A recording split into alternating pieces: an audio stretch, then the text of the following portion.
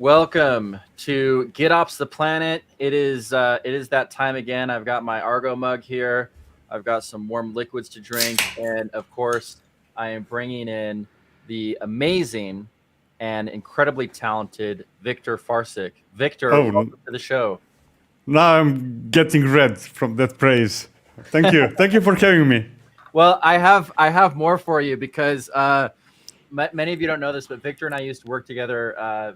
Viktor is a ex-Code Fresher. He's up over at Upbound now, working on Crossplane, but he's very familiar with the whole GitOps space, and of course, what Code Fresh has been doing there, and at least a few years ago. And we'll probably have a little catch up to do, but I've missed working with you, dude. It's nice to see you again.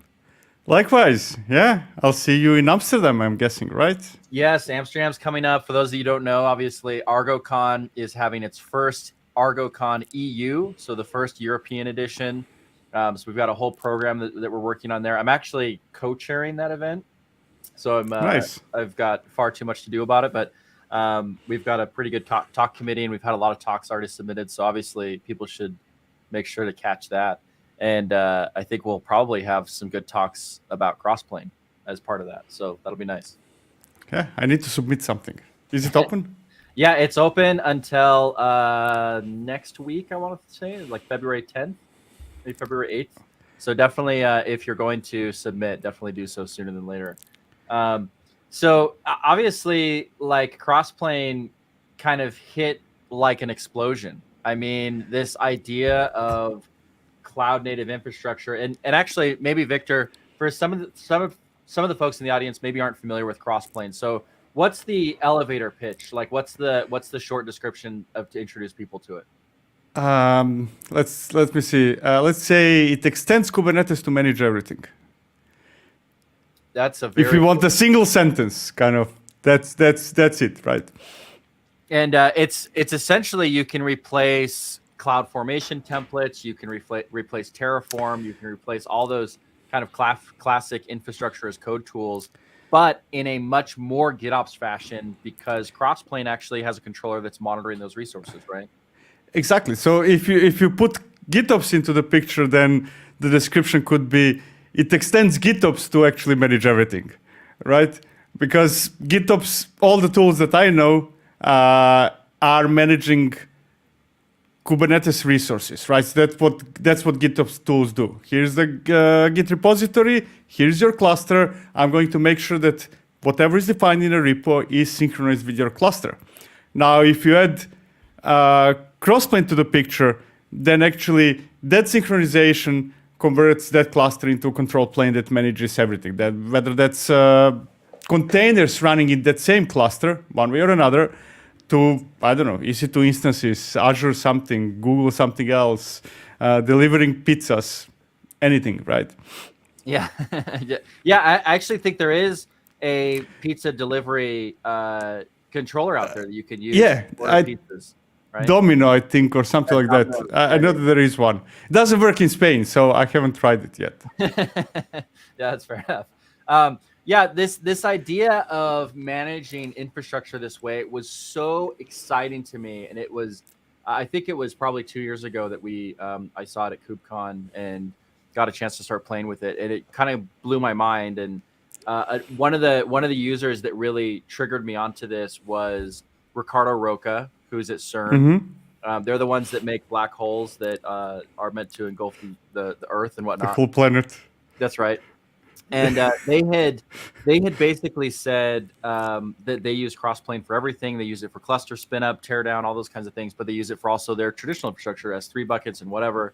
And this was really exciting to me because with GitOps, and for those that are familiar with using something like Argo CD, we're used to thinking about things in terms of apps. You have an app. An app is essentially a policy of this is the source of truth in Git. This is where I want it deployed to. Keep this in sync and make sure everything is working. And so the idea was to take infrastructure and basically treat it as an app, which traditionally, you know, my experience with infrastructure, and I think yours going back, is like infrastructure is special. And you have to go down to the store, you have to buy hardware, and you have to stick it on a shelf. Okay, we've got co-located stuff. Now they do it for you. Okay, now I got cloud stuff. I can provision it. Okay, now I can instruct that as code, and I can make an apply. But with traditional infrastructure as code, state management is kind of a nightmare. It doesn't work very well. So that's got to be, and not only state management, but everything else. Kind of, how do you? So here's a simple question. Doesn't matter which tool you're using. Can you ask something to tell you what are all the EC2 instances running, right?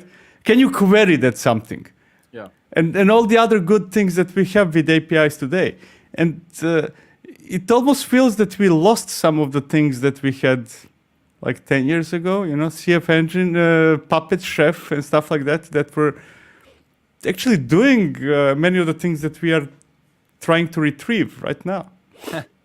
Yeah, well, yeah, I mean, if we go back even before kind of infrastructure as code, you had these sort of infrastructure manipulators like Puppet and Chef, where, you know, it's basically SSHing onto a machine and executing, you know, commands, and hopefully you write them really well, and hopefully you write some, you know, failure, you know, tolerances, and you had to manually do all that stuff. It was a lot of work.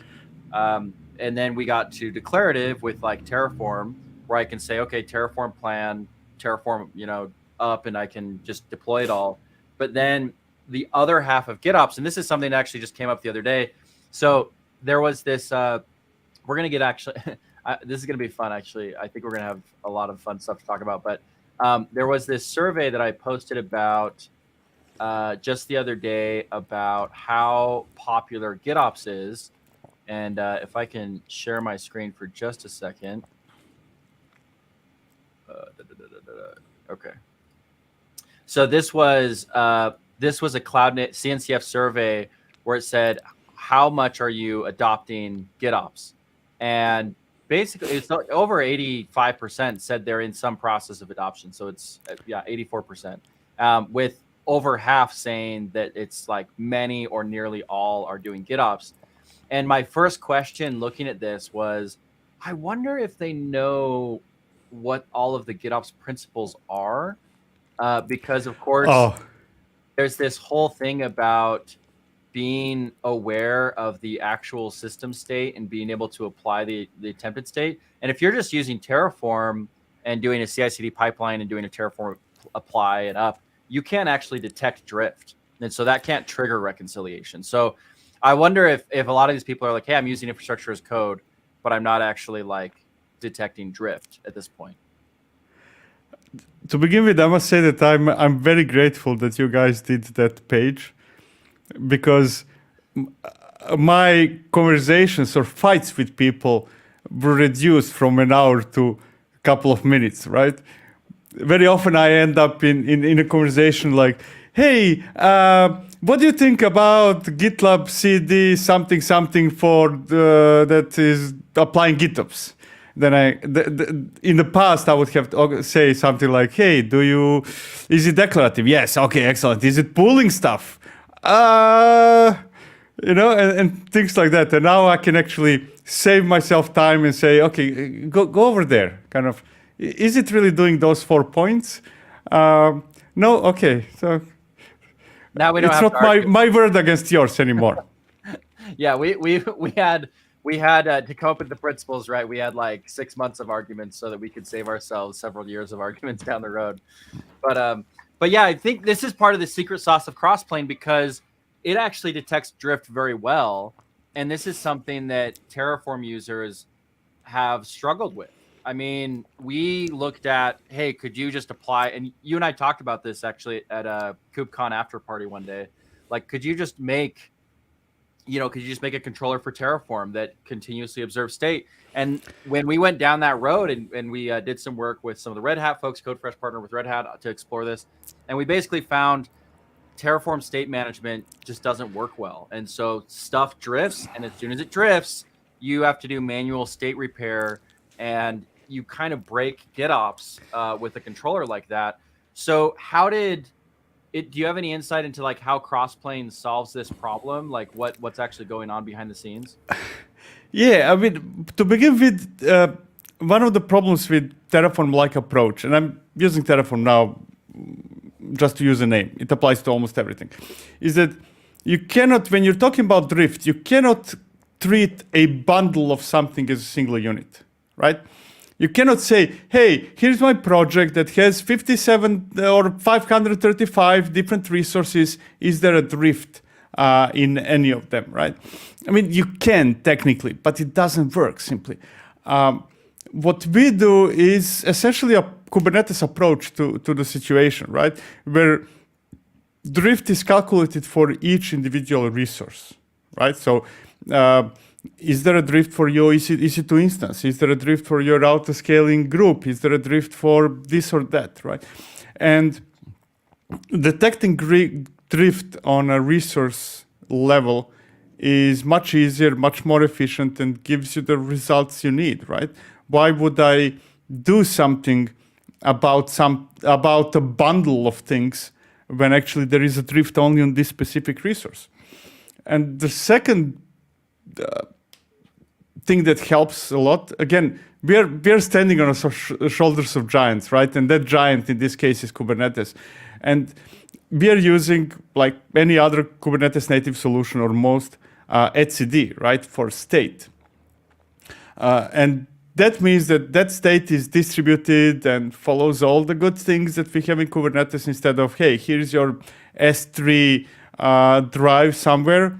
If it gets corrupted, well, bad luck, right? If multiple entities try to write on it at the same time, well, what can you do, right? etcd as a distributed storage or state management is so much better than simply, hey, here's a drive, right, where you keep everything and everything fails at the same time.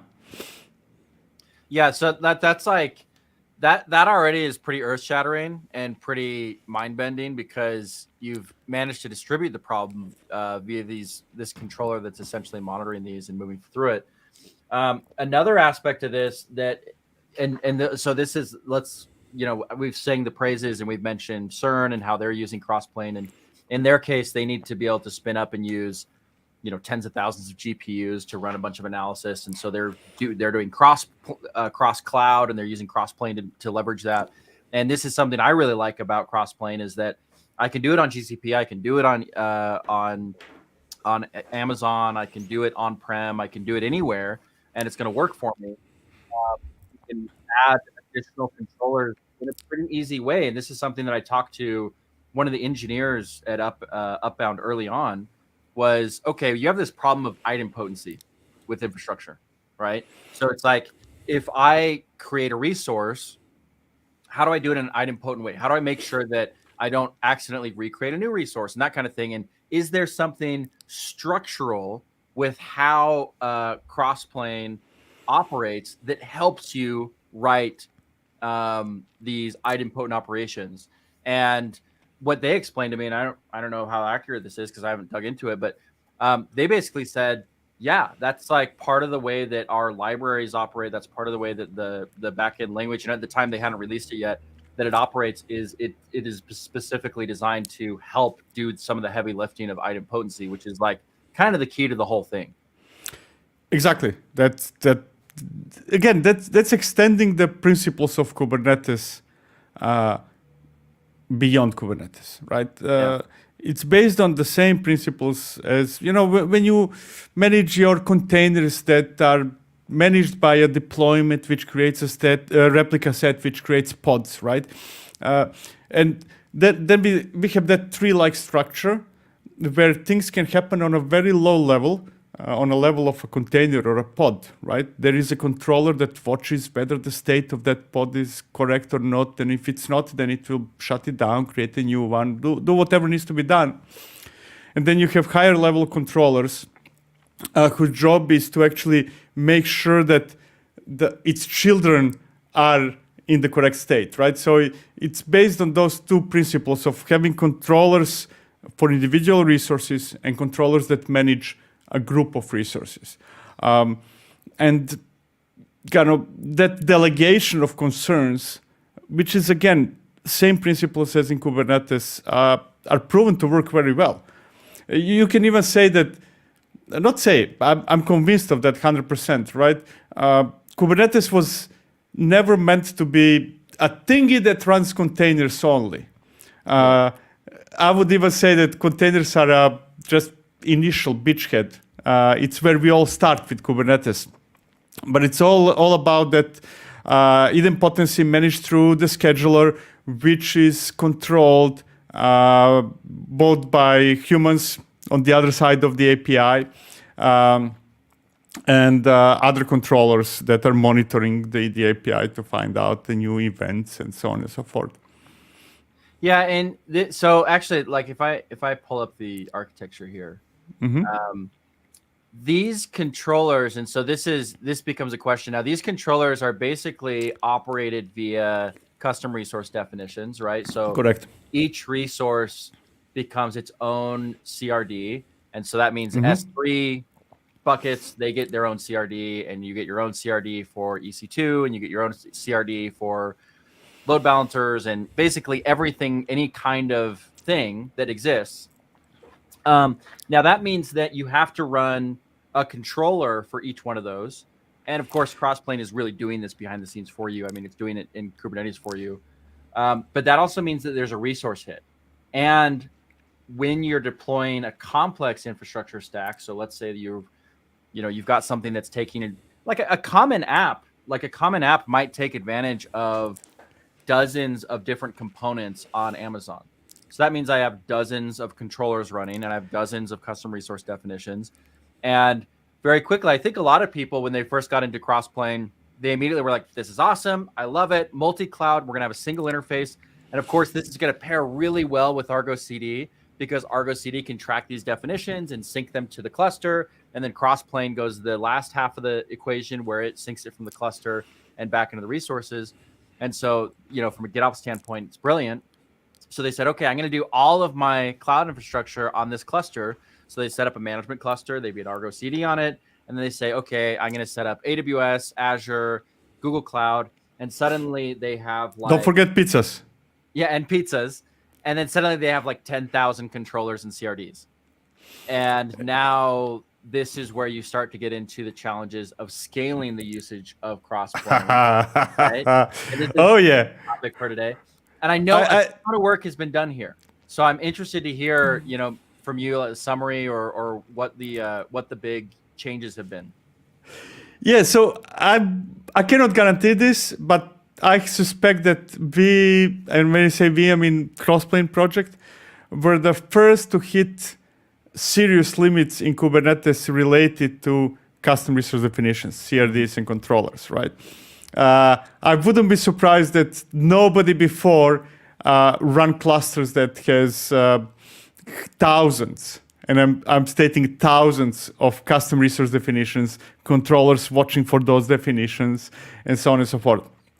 So we relatively quickly, when we started getting close to 100% coverage for AWS, Azure, Google, and each of them has close to 1,000 different resources, maybe not Google, but close to 1,000 different resources, we hit those limits that probably nobody hit before, right? Yeah. And a short version, kind of very 1,000 feet type of explanation of that is that hitting the API thousands of times to find out whether something is in the correct state or what's that something and so on and so forth is not something that initial designs of Kubernetes envisioned, right? Because, hey, if you go back 5 years in time and you would say, hey, we should think about having thousands of different resources in Kubernetes, probably people would probably say, what the heck are you talking about, right?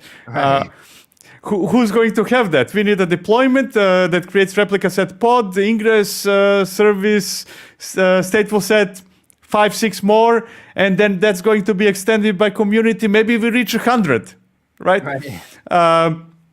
So there are those issues mostly related to hitting, not having API optimized to handle thousands of requests, or maybe we shouldn't have thousands of requests, right? Maybe that should be done in a different way.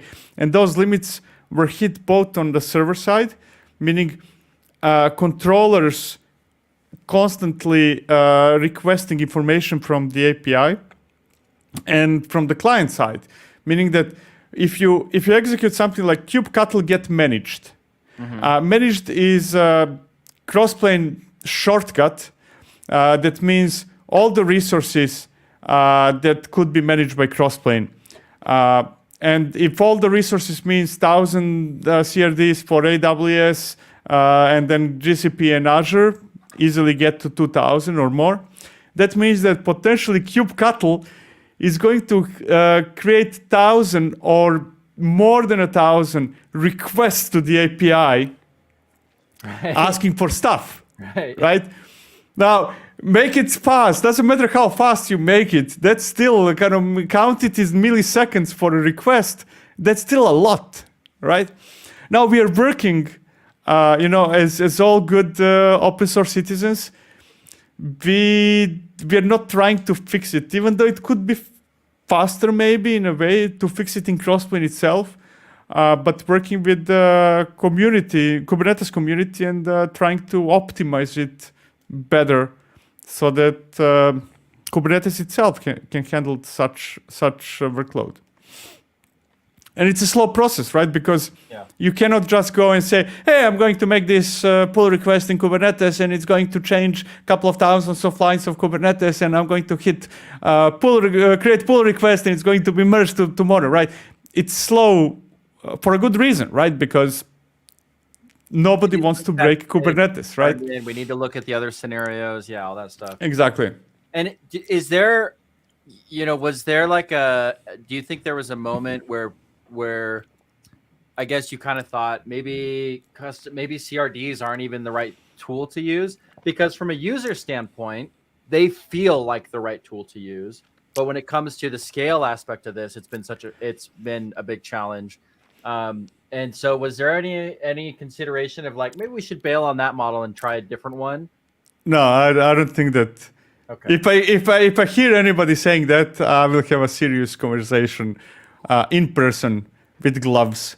No, I think that CRDs are essential. And not only, so far we talked about CRDs that are brought into your cluster when you install a provider like AWS, right? Yeah. But there is a different type of CRDs that are even more important for Crossplane. And that's CRDs that you create yourself, right? Because these are your custom composition, custom controllers. Exactly. We call it Crossplane compositions, which is essentially a CRD with controller. So almost very, very small percentage of Crossplane users are using directly Crossplane resources, right? Meaning, hey, I'm going to define, let's say EKS cluster, right? What do you need for EKS cluster? Oh, you need to define auto-scaling group, an internet gateway, an EKS cluster, and a node group, and VPC, and security groups, and you retire before it's done, right? There's a lot. So what we tend to do is encourage people to create their own definitions. Hey, this is a cluster. Call it my cluster, right? Yeah. And we call this a big. This is what a big cluster is. A big cluster for our purposes is XYZ. Yeah. Exactly. And this is the schema to define and manage and control that cluster. And that schema can be anything you want, right? For me, this, and that is important. For you, it could be something else, right? Your definition of what something means for you will be different than mine, right? Because the needs of your organization are different than mine. So people create those compositions which define what something means for you, whatever that something is. And control their resources through that primarily. And these behind the scenes, that becomes a parent controller, right? My cluster, and then behind that it spins up child resources. Like, okay, so whenever you say I want my cluster, you will get this, and that, whatever that something is. So it's a controller that you create yourself in a relatively easy way that manages other resources through their own controllers. Yeah, so it's and that means that now, all of these things. So if for example, I could have a composition that was like WordPress. And exactly. If I call WordPress, it's like, well, it actually makes an EC2 instance and it has WordPress on it, and it also sets up the load balancer, and it sets up some storage backend, and it sets up like a backup system, and it sets up the database, and it's actually 6 different resources that are being managed, and each one of those has its own controller, but there's a sort of meta controller that is orchestrating that to say, like, yeah, you just wanted WordPress, so we just gave that to you. So correct. Is that gonna put Bitnami out of business, or are they gonna come and just start shipping Crossplane packages for applications? No, whether they will ship, I know that I'm never sure which companies I can mention or no, with whom we signed NDA or no. So no mentioning names. But yeah, there are quite a few companies that are relying. And when I say companies, I don't mean end user, but vendors that are diving into Crossplane and going down the journey of using it as their own, as a key component in offering services rather than anything else. Because essentially, think of it this way, right? You get a similar effect or something similar like what AWS is offering to its users, right? But custom tailored for your needs. It's very much related to that whole shift left movement. Hey, my developers, when they need a database, there are 3 options we can do when a developer needs a database. Option number 1 is open a Jira ticket. If you're religious, pray to whichever deity you are praying to, that will be done by somebody in due time. The option number 2 is figure out how to create VPCs and subnets and whatever else is surrounding the database. And option number 3 is for somebody in your organization to give it to you as a service. Again, now my database. Hey, instead of think of it this way: if you would, if your organization is based on Jira tickets, where you say, hey, whenever you need a database, fill in those 5 fields to give me information what you need from that database, whatever those fields are, and I will do it for you. Now imagine if you transform those fields into a service and say, no, you can define it yourself. YAML, no worries about the details. That's me. I'm a service provider, internal service provider. Just define this YAML with those same 5 fields, and poof, it happens, right? So it's very much related to. I think that there are 3 key concepts playing a significant role here. First is converting Kubernetes into a control plane beyond containers. There is GitOps, which very much allows people to define something, push it to Git, and that's all I do as a developer. I push things to Git. And the third component in that story would be internal developer platforms, right? And that's where Crossplane compositions with some UIs and so on and so forth, let's say backstage, come into play. How can we do that whole circle easily, right? How can I define what I need through writing YAML or clicking buttons in a UI or whatever you're doing? That's something we push to Git, and then Argo CD takes over, synchronizes it with the cluster, with the management cluster, let's say, and then Crossplane does the whole orchestration of all those resources. Yeah, it really, I mean, it's crazy like how effective that is. So let's actually go to kind of a different component for a second. So in what I'm now going to call traditional, and so in this episode, I labeled Crossplane as the first next gen infrastructure management tool, because if I look at infrastructure as code tools out there like Terraform and Plumi and things like that, they are, I mean, they're super important. They've been around for 10 years, some of them, and they're great tools. Yeah, and some of them have some newer features and things like that. But next gen, I think of as being sort of this cloud native tooling that is alive. So if I'm just using Terraform, I'm doing a Terraform apply, and everything is spun up, and this is what people have been doing for a long time. They spin everything up, and they kind of walk away. And they expect that infrastructure is not going to change. They expect there's not going to be any issues with it. Now, Crossplane's value is a couple of fold. One, creating these custom resource compositions, those kinds of things. But the biggest innovation is to add this monitoring component that's built in to make sure that the infrastructure doesn't change. So for people that are coming from what is now traditional infrastructure as code, how commonly do people find out that their infrastructure is getting changed? I guess I'm wondering if we can articulate how big of a problem that is for organizations. Now, if it happens, it could be a nuclear problem, but I'm wondering how common it is. It is very common, and it's, I would say, equally common, like the same story through which we passed for applications, right? I could just change the words here and say, hey, we can just SSH into a server and instruct that server to run a new release of my application as, I don't know, Java something, jar, whatever, right? Yeah. That's a valid way to do it. Fair enough, right? Or we can, and after I SSH and do something, I need to be watching that monitor all the time, kind of like, is it still working?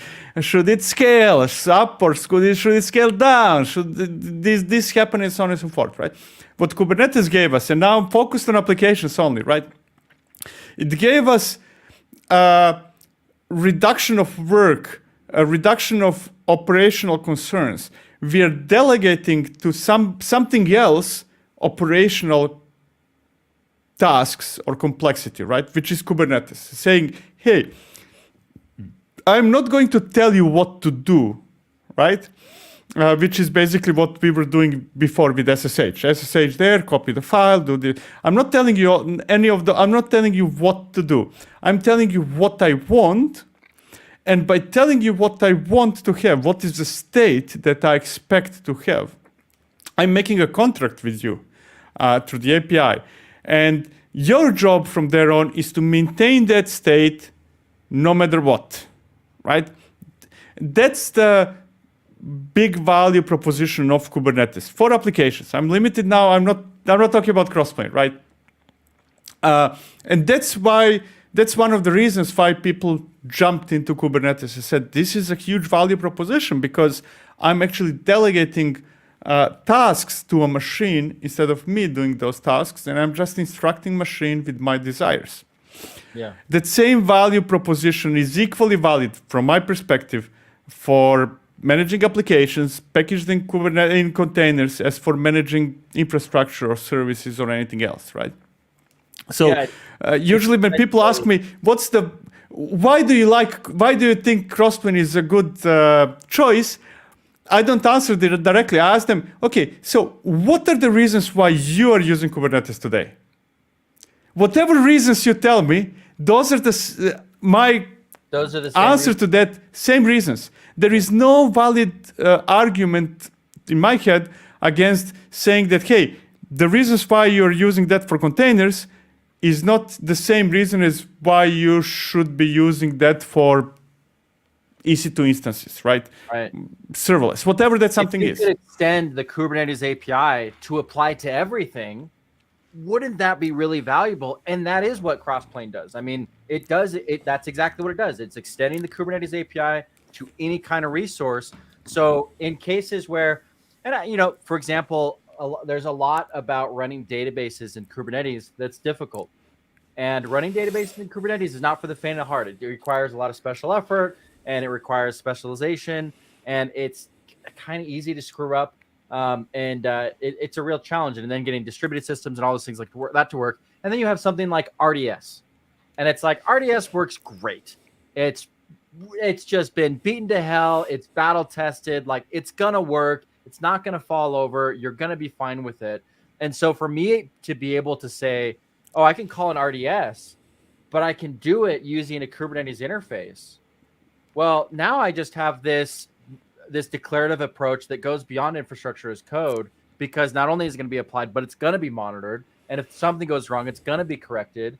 And this is one of the biggest reasons that, and I hate to, you probably wish that I wouldn't bring up Terraform at all, but one of the biggest reasons that people have issues with Terraform is because of state management. And the number one reason that state management gets screwed up is because someone makes a change they make a change. So you make a change to the RDS instance or whatever, and suddenly your Terraform state is broken.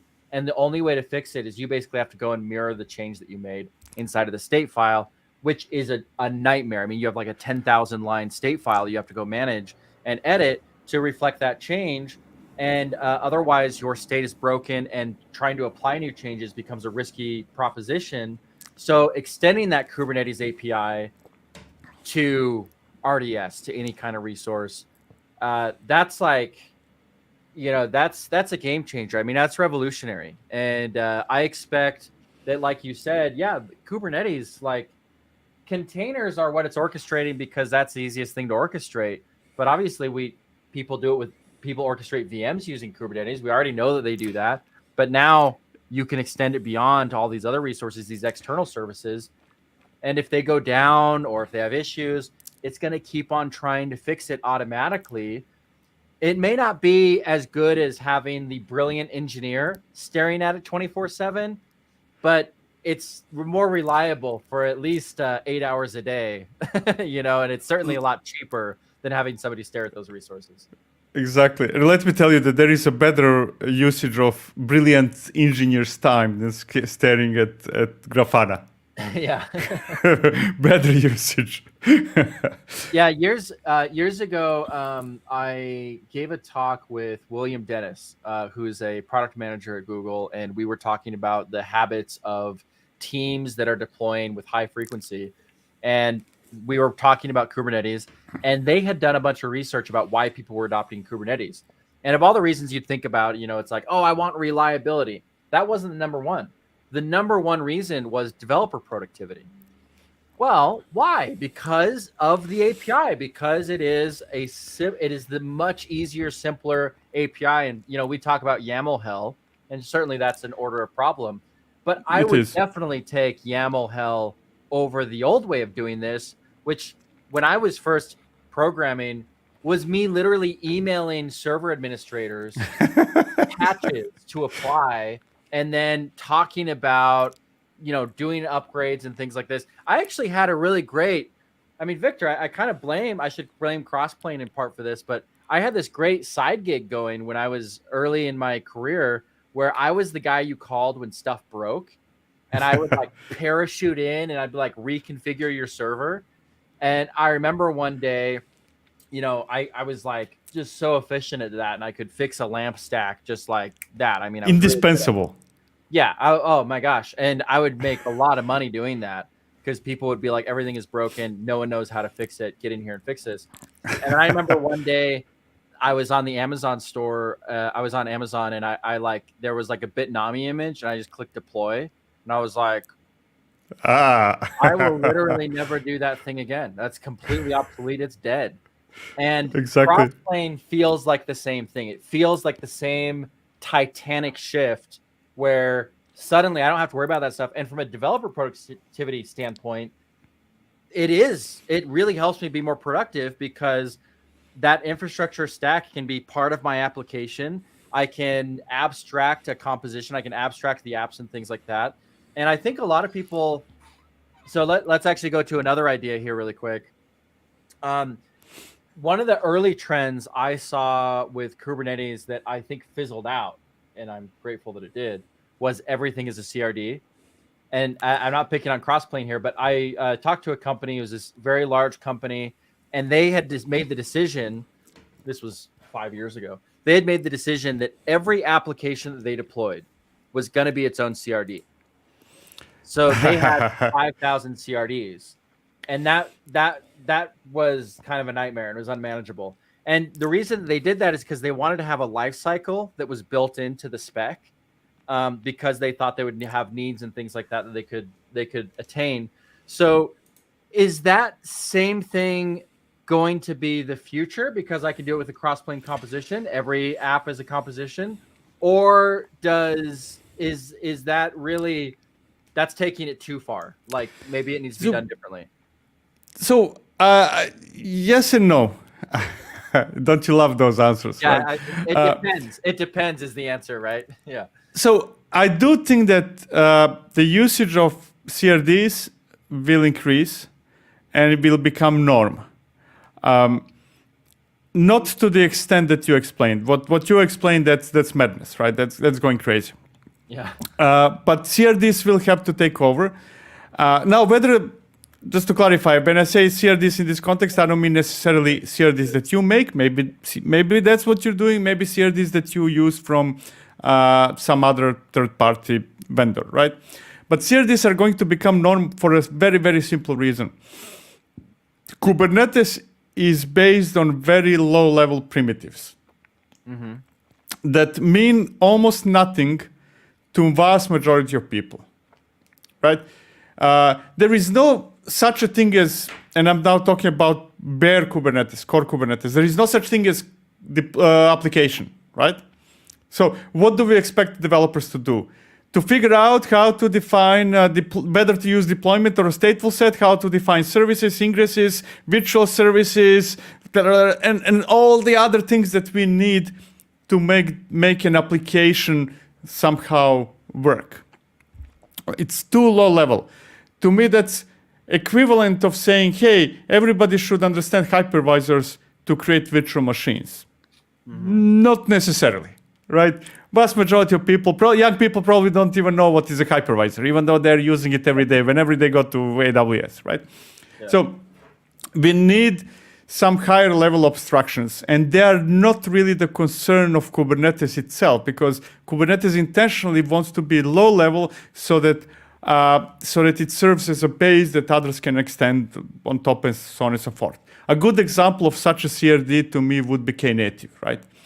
Knative is much more developer-friendly way to define an application than dealing with 57 different resources that you need to define to get similar effect like Knative. And again, I'm using Knative just as an example, right?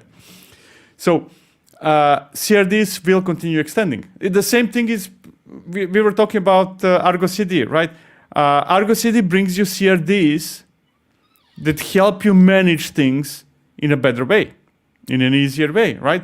Argo CD is developer friendly. Anybody can define Argo CD manifest, which ends up being a custom resource based on a schema of custom resource definition. So yes, CRDs will increase in usage for sure.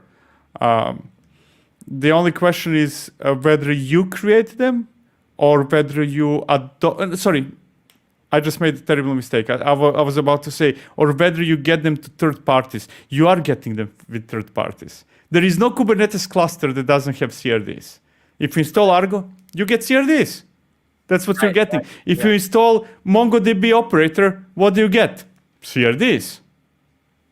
Yeah, of course. Right. Yeah, and that makes sense. I think so.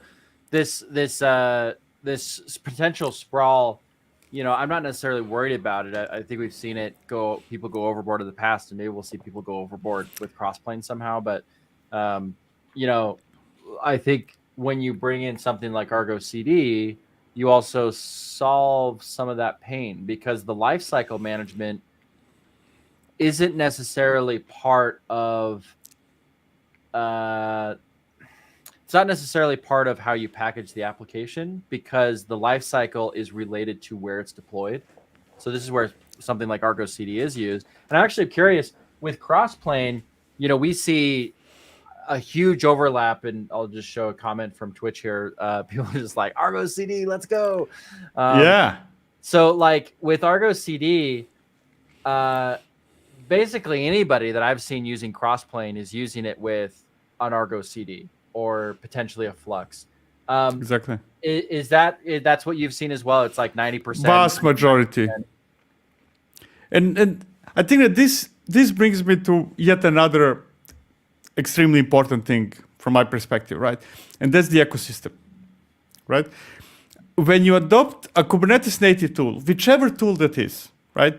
Not talking specifically about Crossplane, you're adopting the ability for that tool to function properly within the ecosystem. Call it CNCF. I mean, it's not only CNCF, right? It's much wider than that. And that's the ability that tools that are outside of the ecosystem do not have, right? So, for example, if you're using Terraform, you need to figure out how you're going to manage logs. How are you going to ship logs, right? What are you going to do with logs?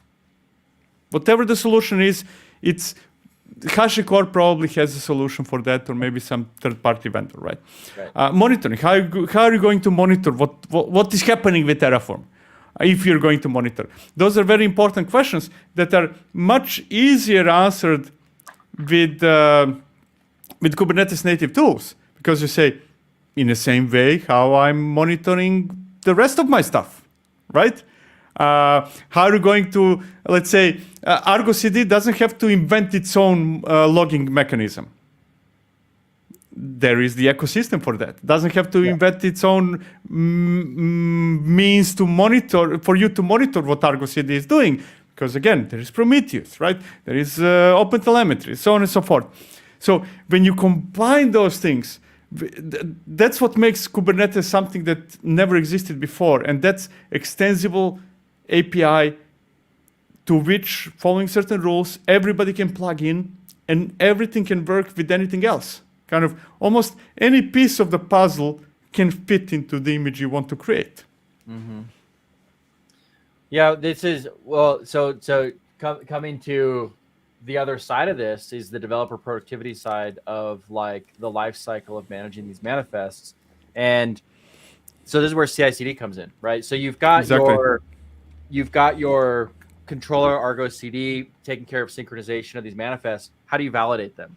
So obviously CI/CD pipelines are designed for that. So if I open a pull request, we can validate, we can lint those things, we can test them.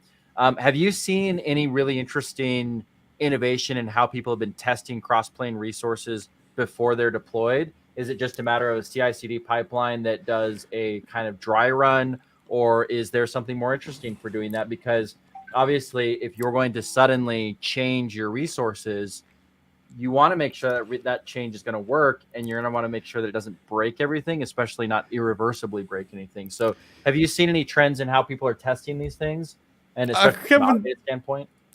I mean, it goes usually either through pipelines, sometimes manually. Don't do that, please. In separate environments, right? Because you cannot really test. Once you apply to production, you cannot say, I'm going to test it before it goes live, right? I think that it would be nice. I would really like to see something similar to Argo rollouts for everything else. Mm-hmm. That's one of my complaints about Argo rollouts. Why only deployments? That would be absolutely awesome. But I haven't seen some uniformity there. Usually goes through pipelines that follow similar logic like when you're deploying an application, right? Have some staging environment where you're going to spin up a cluster and then upgrade the cluster and see whether that works fine. And if it works fine, then apply that upgrade to the real deal, to production, right? Well, this is something that I saw from CERN,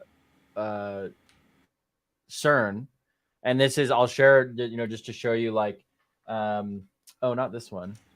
Why are we still on this screenshot? Hang on. Oh, I see why. Okay, this screenshot. So this was a presentation that was given at GitOps a year ago, and I'll share the link here for people that want to check it out, and you don't have to necessarily go from the timestamp. But one of the things that they've done, because they're using Crossplane, is they think of clusters as disposable. So when they make a change, and so this is Kubernetes specific, but this could apply to anything, they actually, rather than upgrading components on a Kubernetes cluster, they actually just stand up a new cluster, and then they have an external load balancer where they basically do the A/B testing, blue-green deployment essentially is what they're doing for the entire infrastructure.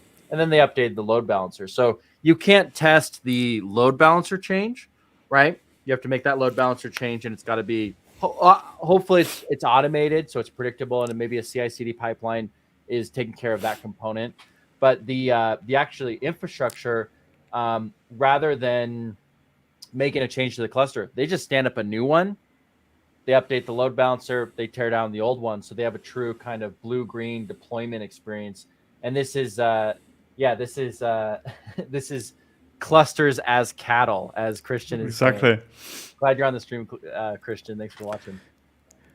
I love that approach, but I'm a bit cautious with that, mostly because of two things, actually. Maturity, right? What guys at CERN are doing is absolutely amazing. Absolutely amazing. Now, without offending anybody, CERN is also slightly in front of many companies that I work with, right? So, they're literally like taking apart the fabric of the universe. Exactly, kind of like more advanced than so.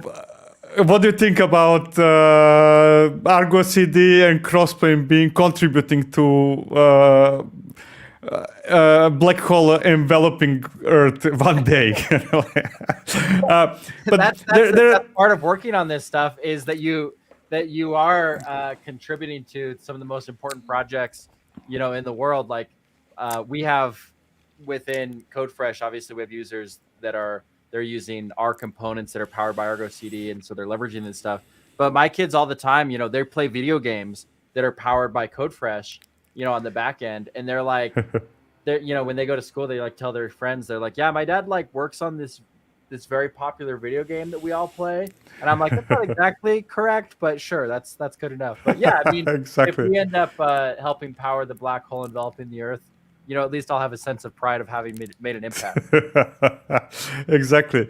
But the bigger problem is that that works with Kubernetes. Kubernetes is a great example with that, because you can easily treat Kubernetes as immutable. Whether you destroy a cluster, whether you create a completely new cluster and destroy the old one, or you do rolling updates, which is essentially conceptually not that different, because rolling updates are not really updating version of Kubernetes on a single node, but destroying a node and creating a new one.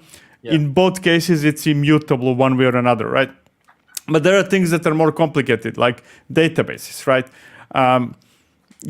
If you're using RDS, you're most likely not going to back up data, create a new RDS instance. Yeah, that's pretty rough. Restore the data and destroy the old RDS instance, right? So there is a balance, especially, I think that resources in big part should be immutable, but data is a slightly different thing, right? Yeah. We are not there yet, but we are probably getting. Especially if you look at, like, Azure is doing exceptionally well with essentially serverless databases, right?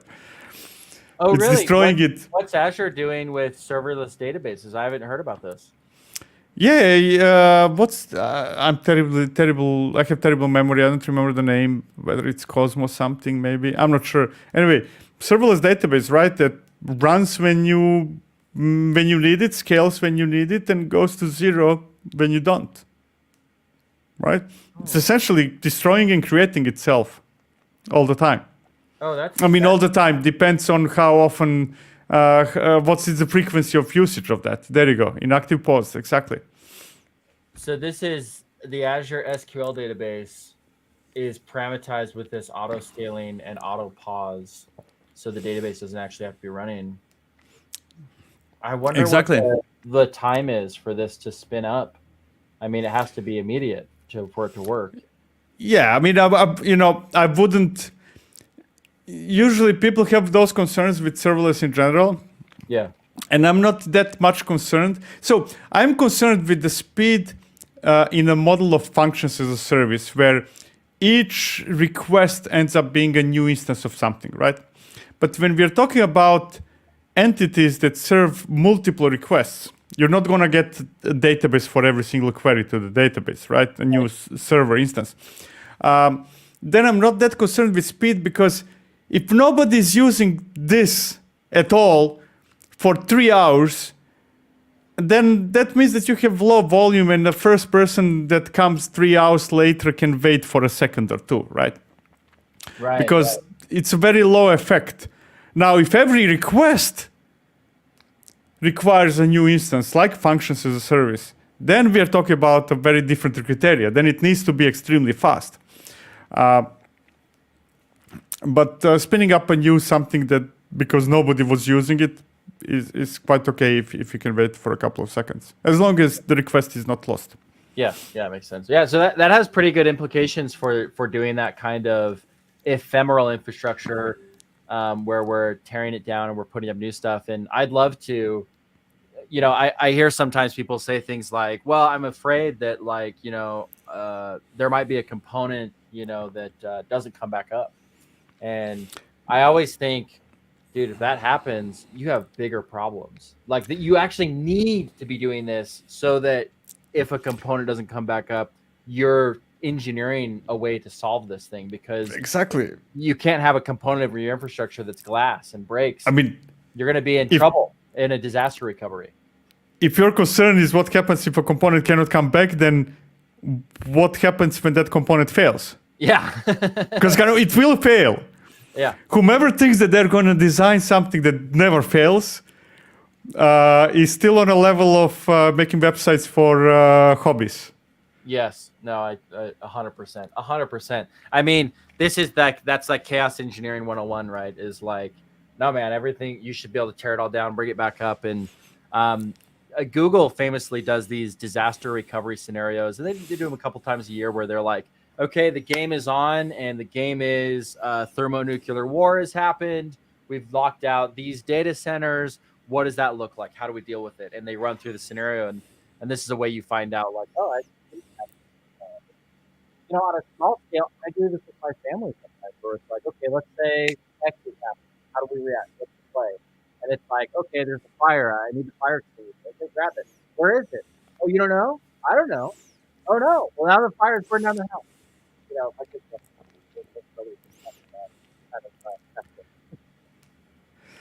And that attitude, I think, what you mentioned before, often results in companies running things all the time, no matter what those things are, because they're used to it, and then complaining how cloud is expensive.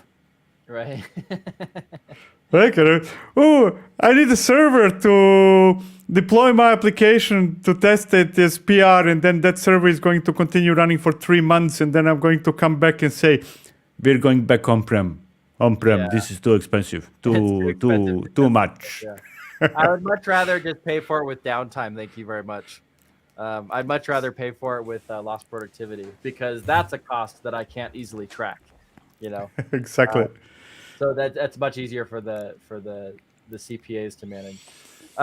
So another thing that I wanted to talk about with Crossplane is what's next. So obviously parameterizing everything in the universe, that's not a big enough problem. So we need more. So what's coming? What's going to be the shifts that happen over this next year in Crossplane? And it sounds like some of this stuff is going to be scale things, just being more efficiency from CRDs, more efficiency from controllers. But what's next for Crossplane, and how's that going to impact us? So the big thing was actually released yesterday, I think, in alpha version, and that's composite functions, which enable people to actually use functions on the server side inside of clusters to customize behavior of Crossplane modules, controllers, compositions, and so on and so forth, right? That's a big thing that we've been working on for a while now, and it was just released yesterday. Where even I haven't played with it yet. Where would I find information about it? Is it just on? Yeah, if you go to Crossplane releases, the last release, I believe it's 1.11 or something like that, or 21. I'm terrible with remembering things. Anyways, the last release, if you go to Crossplane releases, is that one. I can Crossplane releases. Let me Google that. Right here? There we go, exactly. And you see there composite functions, environment config, and that's the big one. That's the one that I've been waiting for a long time, and I know that a lot of people, because it's very hard. We are intentionally trying. There is a lot of demand for going beyond Crossplane structure, right? Maybe some people want to use some sort of conditionals. Some people some sort of loops, additional logic. And we've been fighting very hard for those things not to happen, which kind of goes maybe in opposite direction from what other people expect, because we do not want to pollute the syntax, the API itself. It sounds like it's potentially dangerous. Exactly, because it's, when you open that door, it just floods. It ends up being a mishmash of stuff. So instead of changing the API, polluting it with random things, everybody's requests, now there is a composite functions, you plug them in, and essentially it's, think of it as pipelines. No, sorry, not pipelines, pipes, Linux pipes, right? You instruct a composition and say, hey, use this container, send to that container information about what you have, CR, and then whatever comes out, I don't care what you do with it, right? It's your problem, kind of, whether you want to use Python, whether you want to use Go, I don't care what it is, but whatever comes on the other side, I'm going to pick it up and serve it. It's a way for us not to extend the syntax, but give the flexibility in a way. This has been in development for almost a year. Yeah. This is a long time in testing, and it looks like there's quite a bit of activity on trying to try this out. Okay, so this basically, it's almost like a plugin architecture. Yes, exactly. For operations to be happening as part of my infrastructure. So like a scenario might be that I have some sort of Go binary that's going to execute before or after or during application that can take care of some component of my infrastructure. Exactly. Because one of the important things is that, or reasoning is that complexity should be on the server side. Mm-hmm. I'm not very fond these days. I was in the past of things like Helm, right? Because I think that users should be presented with something that is relatively easy, straightforward, tailor-made for them. And then whatever processing needs to happen, I think it's better suited to be happening on the server side, in the cluster, right? So think of it as if you would split Helm and say, hey, what you deal with is actually equivalent to Helm values file.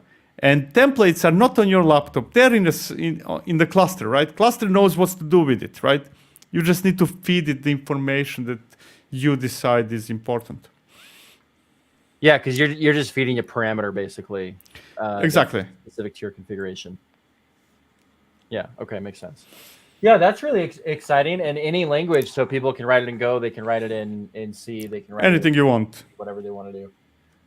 which is like kind of a killer feature because programmers want to write code in their language of choice. They don't want to have to use your own thing. What about the security side of this? So like the security implication, and what made me think about it was that in Open Policy Agent, you have to write stuff in Rego, and that's been kind of a sticking point of like, I hate, I don't want to learn Rego, I don't want to do Rego. But no Rego, please. But on the security side of this, obviously one of the challenges that people have to deal with right off the bat is I've got to give cloud keys to this running service that allow it to potentially do a lot. What's being done on the security side to make this easier and maybe make scoped privileges easier or that kind of thing? So we are, at least right now, not really trying to enter much into that area for a simple reason, because again, we are part of the ecosystem, right? You have Caverno, you have Gatekeeper, you have Datri, you have different solutions for policy scanning, this or that, that plug into the ecosystem, including Crossplane, right? Mm-hmm. Now, the important thing, and very often in conversations that comes up, to understand is that there are two points of access control, unlike other tools, right? If you use anything client-side, like Terraform, let's say on your laptop, right? You need to have access to enable Terraform on your laptop to do whatever needs to be done in, let's say, AWS or whatever that something is. So you need essentially to be an admin. Now, in case of Crossplane, Crossplane itself has very often wide permissions, right, to do stuff. But you as a user, you interact through Kubernetes API. Mm-hmm. And in most cases, you do not have permissions to create EC2 instances and VPCs and internet gateways and so on and so forth. You get those compositions, right? That my cluster that I mentioned before. So it's very easy for me as an admin to say, hey, this guy, Viktor, this team, this floor, whatever, they can manage something called my cluster, they can manage something called my DB and so on and so forth in this namespace. And I actually control what sprawls out of that, right? Right. So you don't get permissions to manage AWS as a human, as a person. You get permissions to manage specific resources, in our case, Crossplane compositions, in specific namespace. How do they become a thing is a separate question, right? But yeah, you don't have that. You can request the resource, but that namespace may not be scoped so that exactly could actually be created. And you would exactly need additional approval or some additional layer. So and then we have GitOps on top of that, right? Because I could have a pull request where it's like I'm not giving you permissions to access the cluster at all. You cannot access. Why would you access the cluster? Yeah, you don't need to. You can access this Git repository, and if it's merged or what's or not, then Argo CD will do the job. Yeah, and on the Argo CD side, there is some work being done, and I don't know that we haven't necessarily ETA on it, but it's on the roadmap to do what is essentially apply as. So you can have Argo CD can have basically different application profiles where you can say basically like, hey, I want to apply these resources, but I want to do it as this user. So this is called impersonation, and exactly Kubernetes feature that's very popular. And I know I'm saying for other people, but yeah, this idea of impersonation would allow me to say like, well, I'm going to have these different profiles that have these different levels of access, and Argo CD can apply it as those users, but then only when it's been applied to Git, and that Git that change would require specific users to approve it. So from an approval flow, basically the person says, hey, I have the key, I approve this change, and I delegate essentially the use of my key to deploy it to Argo CD for this use case. It applies it, and then of course on the back end, Crossplane has to have the matching keys to actually apply it. Is that like the right? Exactly. Yeah. The only thing I would add there are essentially admission controllers, Kyverno or Datri or OPA Gatekeeper that provide additional layer of, hey, this can go here, this cannot go here, and this that can go here can go with these parameters and not with those, or whatever the rule set is, right? So you have pull request, merge, who can merge, who cannot merge for something to become production, first layer. Argo CD tries to synchronize this, and then admission controller either rejects it or approves it, and from there on it goes to Kubernetes, becomes a resource, Crossplane manages it, and so on and so forth. Yes, absolutely. Okay, all right. Well, so we're getting pretty close to time. I think we talked about security, we talked about scale, we talked about CI/CD, we talked about the implications for Crossplane. Obviously, I'm very bullish on it. I really like Crossplane, and I want to use it more. I haven't had as much time to operate it as I would like to, but I'm very much looking forward to this. So, Viktor, you're obviously on Twitter. Follow you at Farcic. You're obviously on YouTube and are quite prolific in your how-to videos, your tutorial videos, and helping people learn how to use this stuff. Anything else coming out that you want to pitch and make sure people are aware of? It's not directly related with Crossplane. Crossplane will be there, but next week we are starting something really huge. On YouTube, we are going to do choose your own story that will allow people to choose any CNCF project and connect them all together. So we're going to go through 200 plus projects and make it in a way that everything works with everything, and anybody can choose their own kind of path through the whole CNCF, starting next week. That sounds amazing. I'm really excited to check that out. So to follow, is that going to be on your personal YouTube? It's going to be on DevOps Toolkit, yes. DevOps Toolkit. Okay, so YouTube, DevOps Toolkit next week. Follow that. And if you're not subscribed to that channel, you should subscribe to that channel. It's excellent. Obviously, subscribe to the CodeFresh channel. I'm looking forward to seeing that, Viktor. I think it's going to be very cool. Yeah, it's going to be either very cool or it's going to be a big failure. We're going to find out in a couple of weeks. Excellent. Okay, so check that out. And then, as always, if you haven't already, codefresh.io, go up there and click GitOps certification. If you haven't done the GitOps certification, we're currently running a special where you can do. Oh, that's not going to take me there. But if you're not me, it will take you there. This will let you pick both the fundamentals and the at scale, and you can bundle them together for a 20% discount. And then once you are doing this, you can actually join our GitOps champions, where we have a Discord that you can join. So sign up for certification, join our Discord, where it's not only myself, but other code freshers who monitor this. And then, of course, there's the larger community. So if you need help implementing GitOps, you're looking for advice, you can bounce ideas around. We have a lot of fun in there. We post memes and that kind of stuff. So go check out GitOps champions. And then, of course, check out Crossplane.io to get started. And Viktor, your channel is the DevOps Toolkit, which I should try to put. Yeah, if you Google it, YouTube, you'll find it. Yeah, there we go. That's the one. Yeah, so subscribe to this channel. Viktor's on here. He's posting all the time. Love your work, Viktor, and obviously we're going to keep following you. So with that, I think we'll bring the episode to a close. So thank you, everybody, for joining us for GitOps the Planet.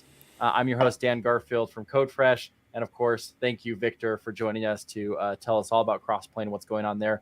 Don't forget to follow us on Twitch, follow us on YouTube, and we're going to have another episode. I don't think we have one next week. I think we have one the following week. And there's a lot of really interesting episodes coming up. So please join us there. And with that, I think we're going to sign off. Thanks, everybody.